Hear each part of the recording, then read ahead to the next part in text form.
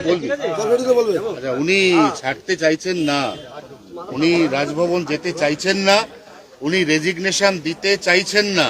তাহলে কি double engine সরকারের বদলে আমরা এবার ডবল মুখ্যমন্ত্রী সরকার পাবো রাজ্যে? দু একদিনের মধ্যে ক্ষমতার নেশা কেটে গেলে চুপচাপ কালীঘাট চলে যাবে। এ পুরোনো অভ্যাস ওনার। হ্যাঁ, না করবো না, দেবো না, তারপর লাইনে এসে যান। পাবলিক গলা ধাক্কা দিয়েছে, এখন কোথায় থাকবে না? রিটায়ারমেন্টের বয়স হয়ে গেছে, পাবলিক বলছে সন্ন্যাসে যান, ম্যান্ডেট এসে গেছে। তার বিরুদ্ধে উনি কোর্টের বিরুদ্ধে যাবেন, নির্বাচন কমিশনের বিরুদ্ধে যাবেন, সংসদের বিরুদ্ধে যাবেন, এখন পাবলিকের বিরুদ্ধে যাবেন। জীবনে উনি কাউকে বিশ্বাস করেননি, পাবলিককে বিশ্বাস করেননি, এখানকার ভোটারকে, তাই ফলস ভোট দিতেন। পুলিশকে বিশ্বাস করতেন না, তার পার্টি লোককে বিশ্বাস করতেন না, এখন পাবলিক ওনাকে বিশ্বাস করেনি।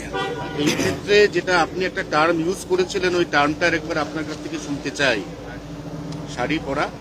হ্যাঁ, শাড়ি পরা ডোনাল্ড ট্রাম্প তার একদম জীবন্ত নমুনা। আর আজ আমি বলিনি, 2 বছর আগে বলেছি যে ট্রাম্প যেদিন নাটক করছিলেন যে আমি ছাড়বো না, আমি হারিনি, লোকজনকে রাস্তায় নামিয়েছিলেন, সেদিন আমি বলেছিলাম আমাদের এখানে শাড়ি পরা ট্রাম্প আছেন, ইনি হারলেও ক্ষমতা ছাড়বেন না। দেখুন সেটা ঠিক হয়েছে, আর ওনার মতো ইনাকেও জিতে হবে। 4 জনের নাম মুখ্যমন্ত্রী হিসেবে তীব্র জল্পনায় উঠে আসছে, তার মধ্যে আপনার নামটা আছে। যতক্ষণ না হচ্ছে আপনার নামটাও ঢুকিয়ে দিন, কিচ্ছু করার না, জল্পনা করতে কি আছে, লটারি করব। দাদা, নাজার থানার ওসি সহ অনেকেই যেভাবে পোস্টপোল ভায়োলেন্স হচ্ছে, পুলিশ কার্যত পুলিশও আক্রান্ত হচ্ছে। কোনো ভায়োলেন্স হয়নি। আমি খড়গপুরে বলতে পারি টিএমসির লোকেরা টিএমসির অফিস ভাঙছে, দখল করছে, মারছে। জোর করে পুলিশ দিয়ে লোককে টিএমসি করানো হতো। তারা 5 বছর নয় 15 বছর অত্যাচার সহ্য করেছে।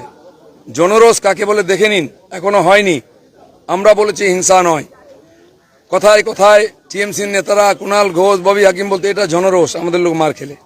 আমি বলবো একবার জনরোষ দেখাবো, যে গায়ে কাপড় থাকবে না, চামড়া থাকবে না। সেই জন্য সাবধান থাকুন। আপনার খোকাবাবু যে ডায়লগ দিয়েছে 4 তারিখের পরে কোন দিল্লির বাপ দেখে নেবে, তোর বাপ কোথায়? তোদেরকে কে দেখবে?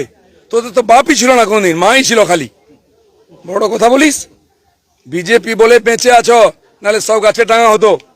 এখন আমি বলছি আমাদের কর্মীদেরকে ছাগলদের মেরে বদনাম হয়েও না, ছুঁচো মেরো না, মারলে বাঘ মেরো, সিংহ মেরো, দিলীপ ঘোষের মতো।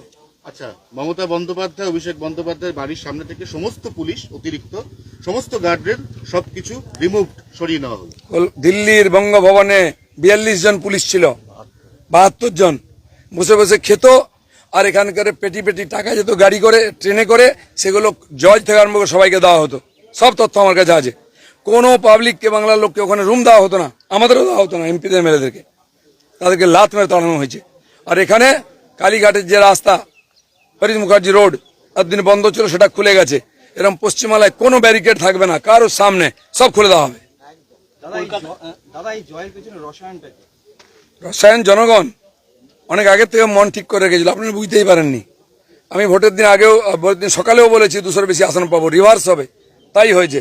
যে মানুষের সঙ্গে থাকে, মানুষের মনের কথা বোঝে, সে জানে মানুষ কত কষ্টে ছিল। এই মহিলাদের উপর অত্যাচার, এই লুটপাট, এমন কোনো বাংলায় মানুষ নাই যাকে লুট করা হয়নি, অত্যাচার করা হয়নি।